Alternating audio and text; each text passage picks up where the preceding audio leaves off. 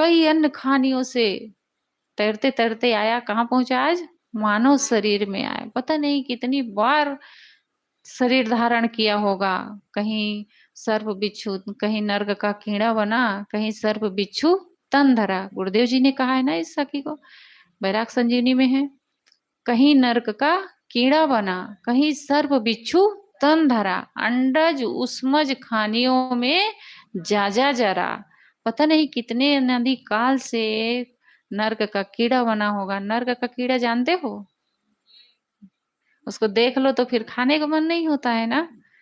अब जीव ही है बेचारा, क्या करे, उसकी खानी वैसे जो नारकीय कर्म करते हैं ऐसे ही वो जीवन फिर धारण करते हैं। जो जीवन में अपने केवल नरक नारकीय कर्म करते हैं, यानी बहुत गंदा कर्म करते हैं, तो ऐसे नरक का कीड़ा वो बनते हैं।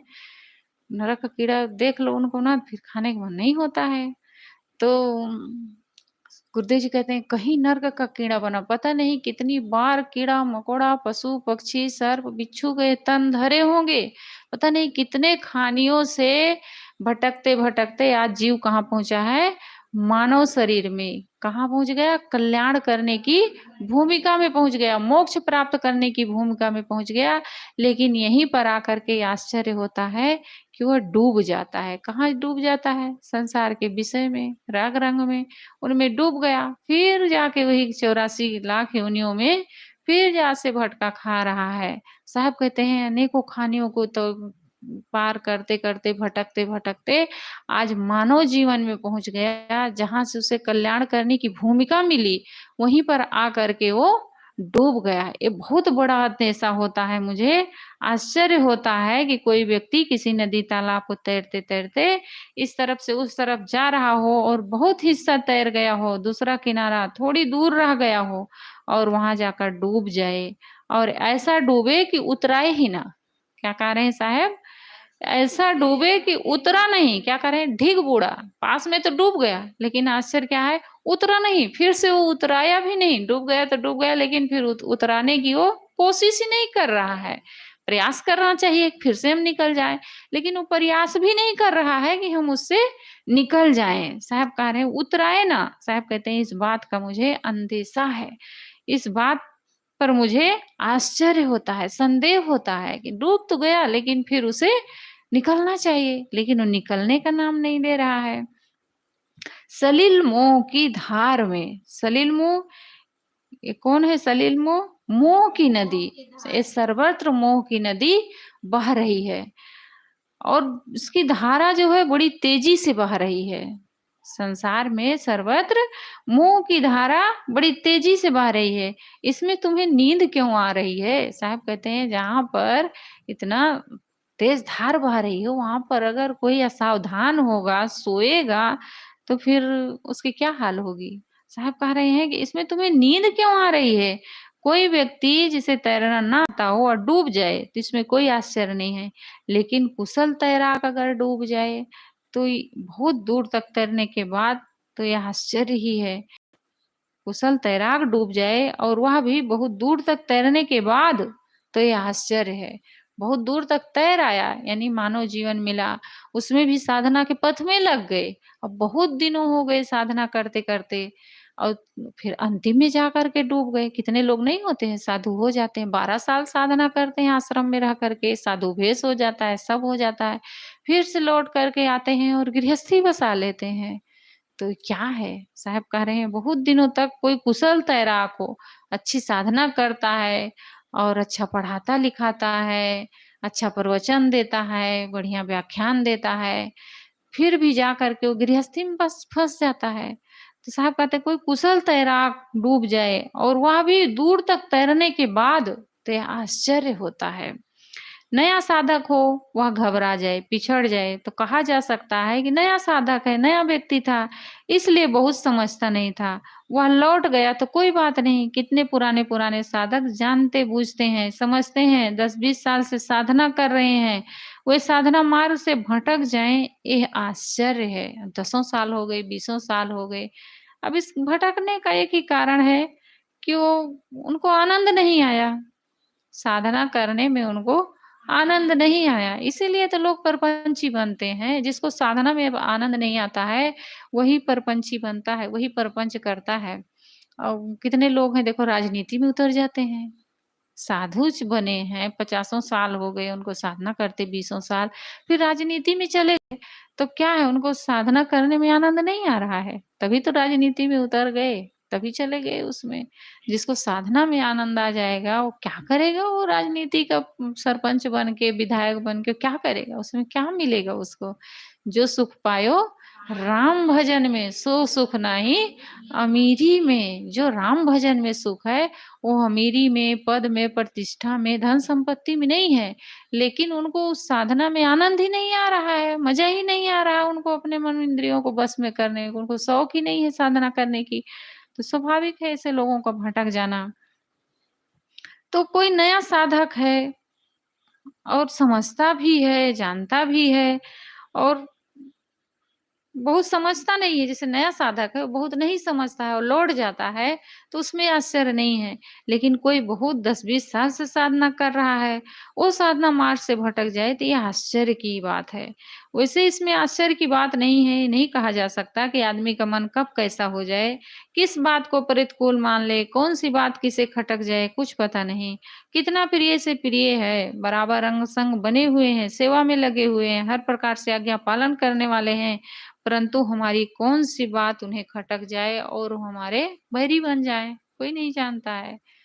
भई हमसे कौन-सी ऐसी गलती हो जाए कि हमारा बैरी बन जाए, कौन-सी बात किसको खटक जाए। और वही आदमी जो एकदम अंग-संग रहता है, प्रिय रहता है, वही कब बैरी बन जाए, कब दुश्मन बन जाए, इसका कोई ठिकाना नहीं रहता है। क्योंकि मन हर आदमी के पास लगा हुआ है, अनादि अनादिकाल के विषयों का संस्कारी है वो। तो साधना में लगे हैं, लेकिन वो कब उनको मन भटका दे, कोई ठिकाना नहीं है।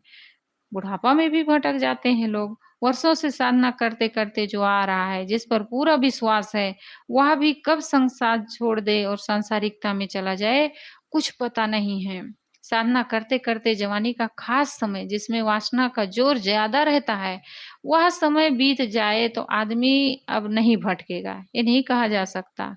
लंबी साधना करने के बाद भी व्यक्ति भटक सकता है। वस्तुतः जिसकी साधना ठीक है, वो भटकेगा नहीं। प्रतिकूलताएँ आती हैं, प्रलोभन आता है, तमाम प्रकार की बाधाएँ आती हैं। यदि साधना सही है, तो भटकने का कोई कारण नहीं है। अगर साधना हमारी सही नहीं है, तो हम आसानी से कहीं भी प्रलोभन में पड़ कर के बहुत लोग आओ साहब तुम्हें आश्रम दे देते हैं, नहीं कहते हैं? कहीं ऊँची गद्दी शोभेगी, कहीं जय-जय होएगी, तो मान प्रतिष्ठा पाकर नहीं बुलाना, ये मोक्ष मार्गी संभल-संभल कर जाना। साधना का पथ बहुत सावधानी का है। अनेक प्रकार के प्रलोभन आते हैं, अनेक प्रकार की प्रतिकूलताएँ आती हैं। कितने लोग बीमार हो जाते हैं, अब दवा नहीं हो रही आश्रम में, ठीक से सेवा नहीं हो रही, तो घर में चले जाते हैं। और जो प्रतिकूलताओं को सह लेते हैं, उनका वैराग दृढ़ हो जाता है और वो सबके मतलब आदर्श बन जाते हैं और अंत में घर लौट जाते हैं। फिर से वहाँ गए तो घर वाले कह रहे हैं अब आखिर तुम्हें घर तो आना ही पड़ा, बीमार हुए तो, अब क्या जाओगे आश्रम? फिर घर में ही बैठे रह गए। अब घर में रह रहे हैं तो बहू-बेटा कहाँ अच्छी सेवा करेंगे? फिर बुढ़ापा में वहाँ भी परेशानी ही उठाना है। तो अनेक प्रकार की कह रही थी मैं कि अनेक प्रकार की हमारे मार्ग में बाधाएँ आती हैं। साधक के जीवन में अनेक प्रकार की बाधाएँ आती हैं, लेकिन उन प्रतिकूलताओं को सह लेता है, तो वह आगे बढ़ जाता है। तो यदि साधना सही है, तो भटकने का कारण ही नहीं है। साधना का अर्थ क्या है? अपने को सभी प्रकार के प्रलोभन से और प्रतिकूलताओं से बचाते रहना। जो अपने आप को बचाते रहता है, यही तो साधना है।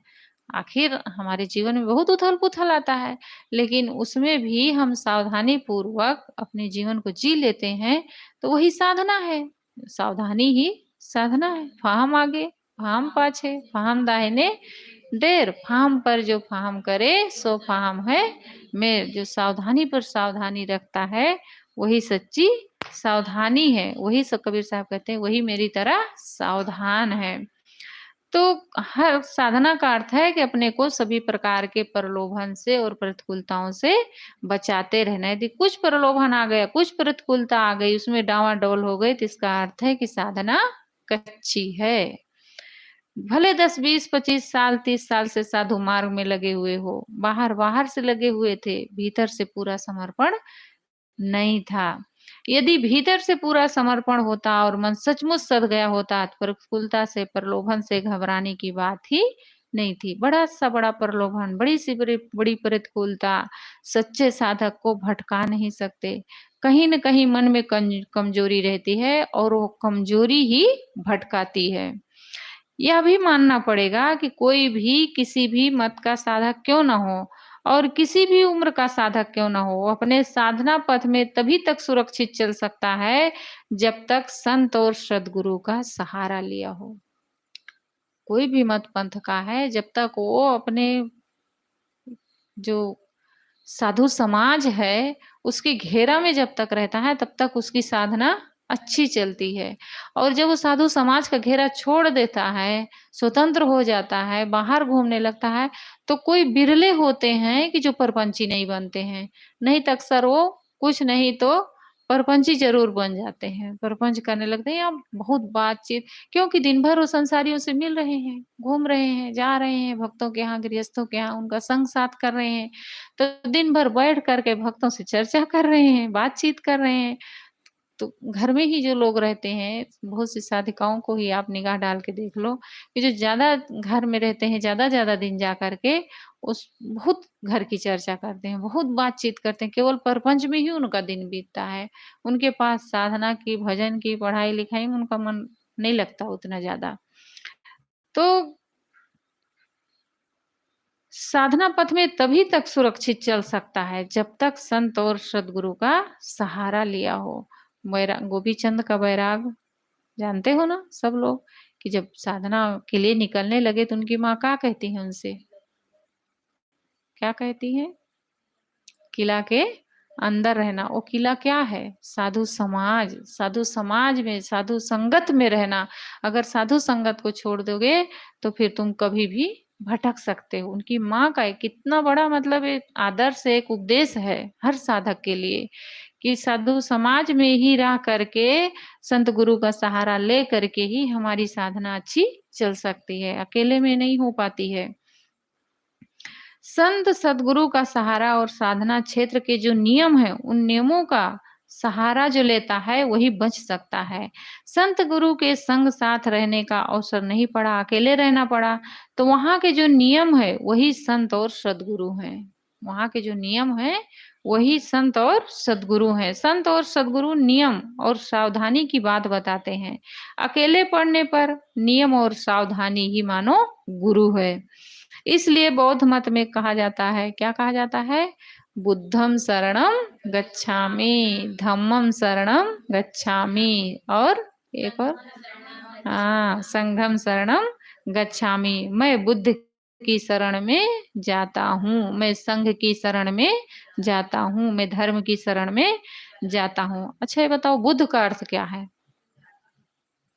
बुद्ध का अर्थ है जागा हुआ। जागा हुआ कौन है? सद्गुरु। सद्गुरु ही तो जागे हुए हैं।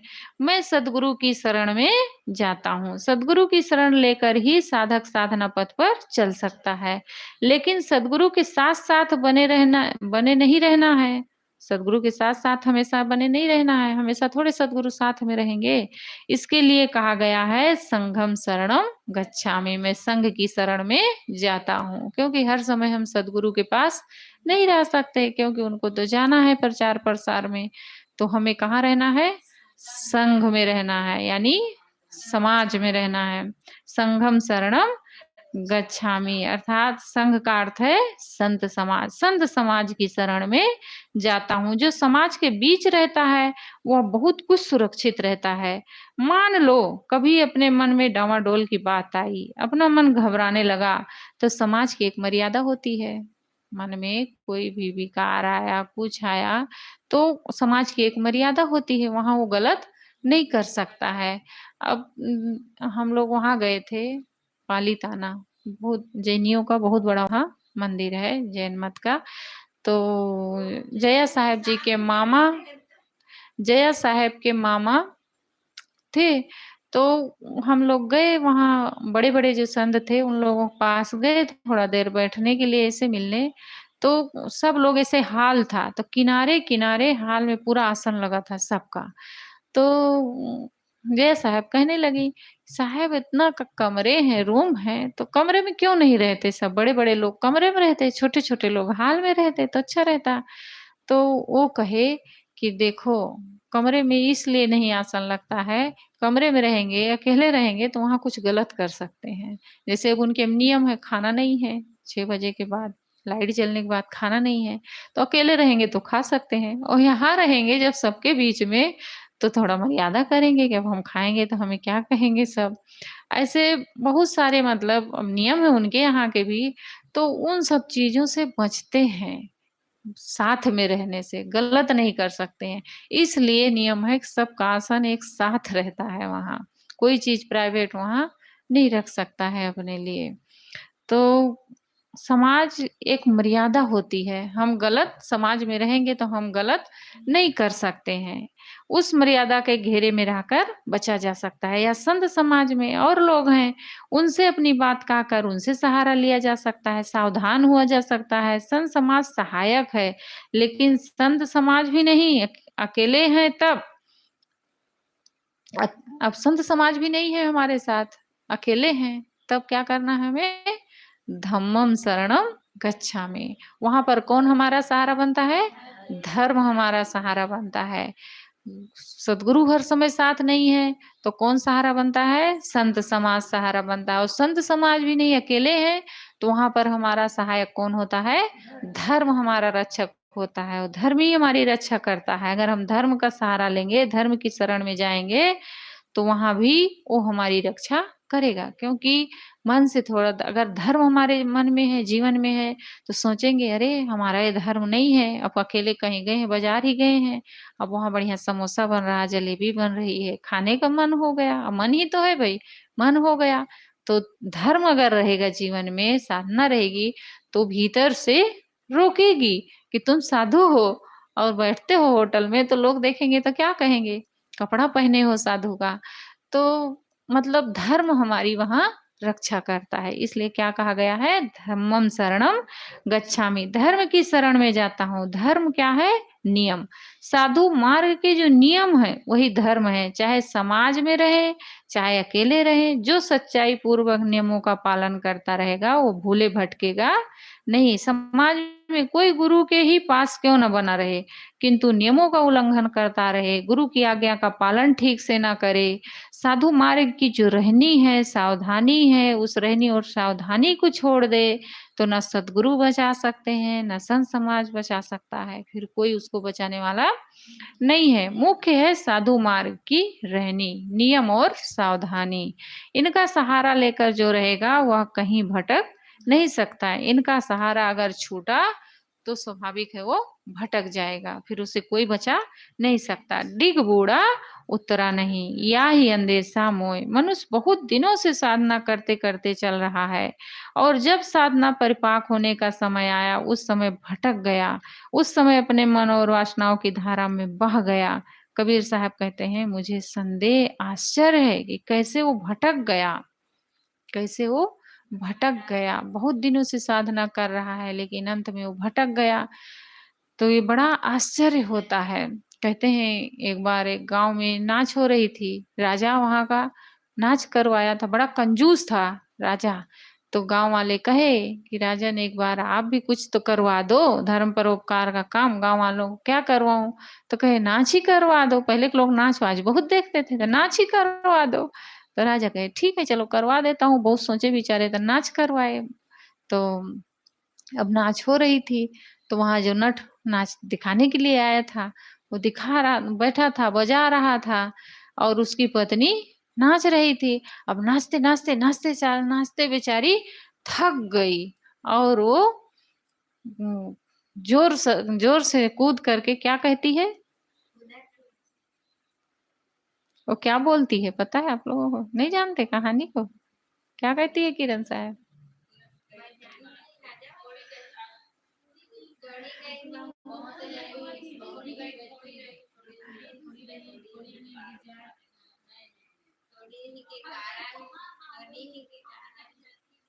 हम्म।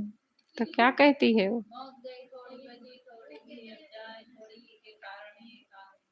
नहीं, वो कुछ और कहती है।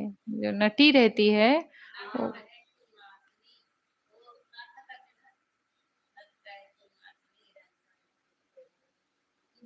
वो क्या कहती है, मतलब कि अब मत बजाओ। मैं नाचते नाचते, ये राजा रीझे नहीं मधुरी ताल बजाए, मतलब तुम इतना देर से बजा रहे हो, मैं इतनी देर से नाच रही हूँ, ये राजा रीझ ही नहीं रहा, खुशी नहीं हो रहा, ना इनाम दे रहा, ना कुछ कर रहा है, ये खुशी नहीं हो रहा है।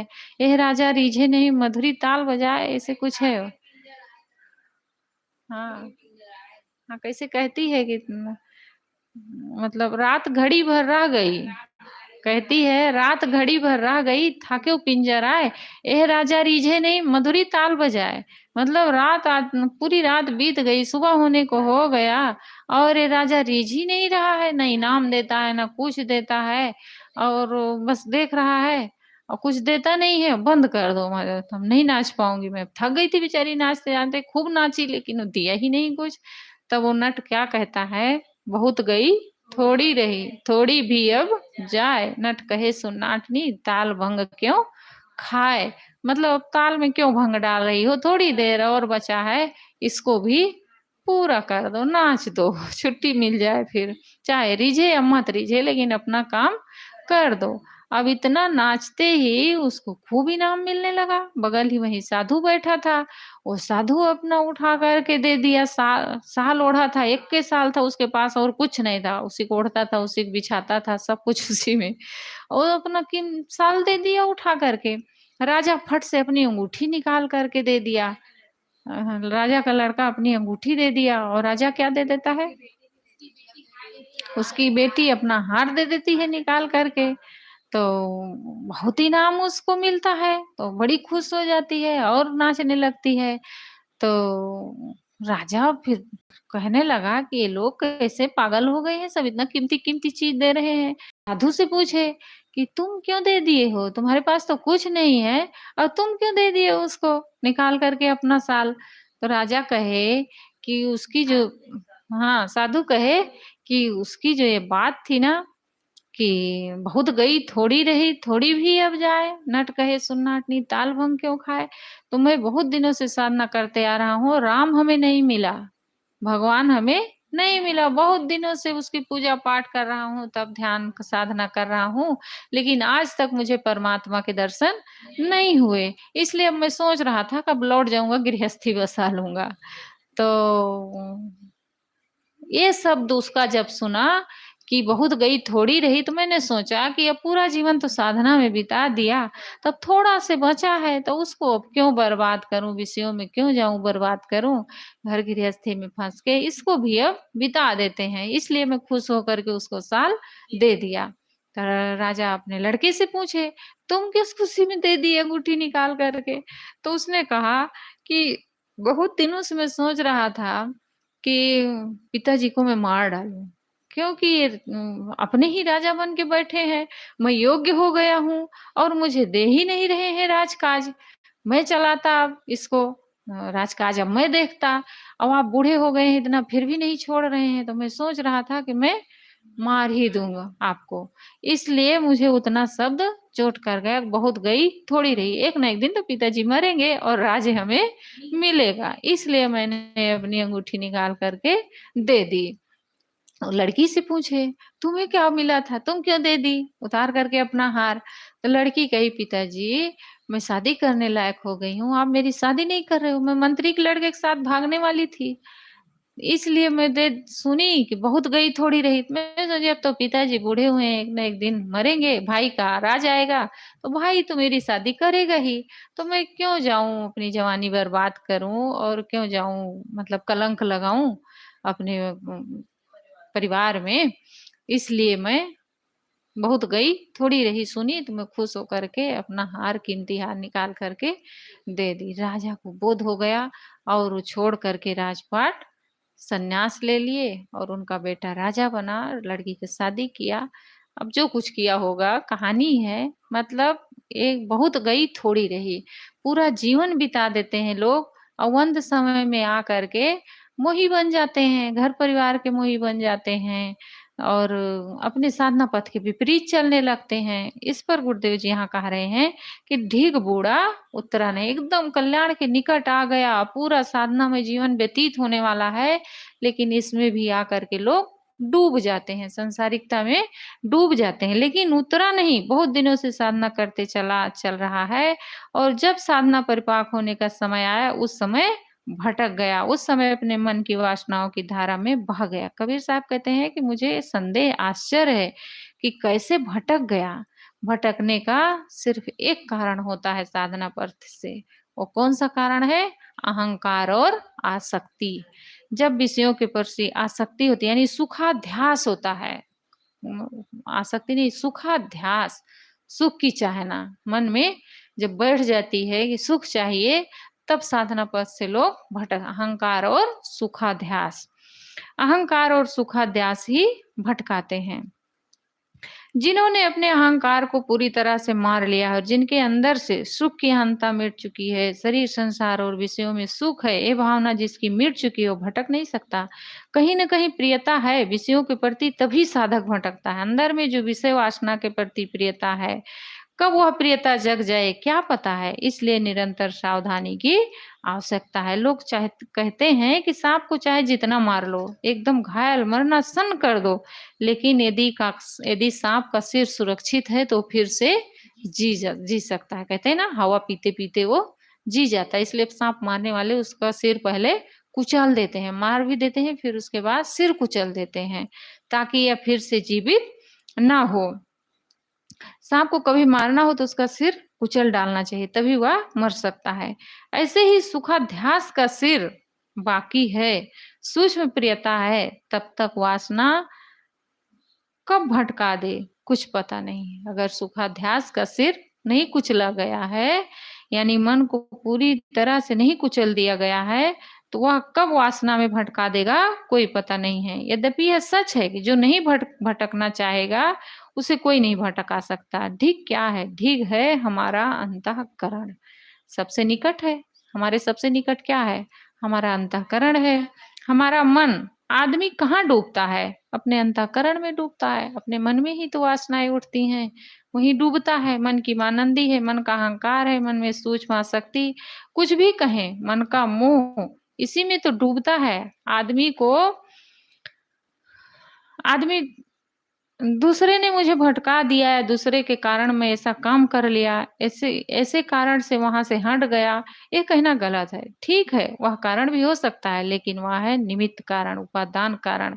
हमारा मन, हमारा कारण, उसी मन एवं अहंकार को हम जिलाए जा रहे हैं, तो डूबना ही डूबना है।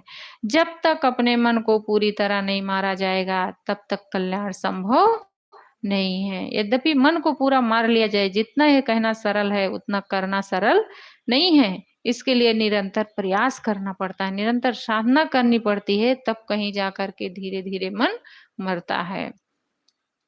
एक बेग कोई ऐसा कर ले, एक बैग ऐसा कोई कर ले, संभव नहीं है। कहना चाहिए पूरी जिंदगी इसके लिए जागरूक एवं सावधान रहना पड़ता है। मन को मृतक जान के, सुन रही, चुप्पे बोल नहीं रही है। मन को मृतक जान के मत कीजिए विश्वास, साधु जहां तक भय करें जब तक पिंजर सांस। साधु को तो पूरा जीवन सावधानी की जरूरत है। जरा सी असावधानी हुई, यह मन कब जग जाए, कब भटका दे पता नहीं है। मन कोई बिरवा नहीं है। वो कहानी नहीं साधु और बेश्या की, रोज रोज बेश्या पूछती थी कि आप कौन हैं, तो साधु कोई उत्तर नहीं देते थे। जब अंत समय आया तब कही कि अब तो बता दो भगवान कि आप कौन हैं। तब उस दिन वो कहे मैं साधु हूँ। तो उसने कहा कि इसको तो आप पहले भी बता सकते थे कि मैं साधु हूँ, आज तक क्यों नहीं बताए।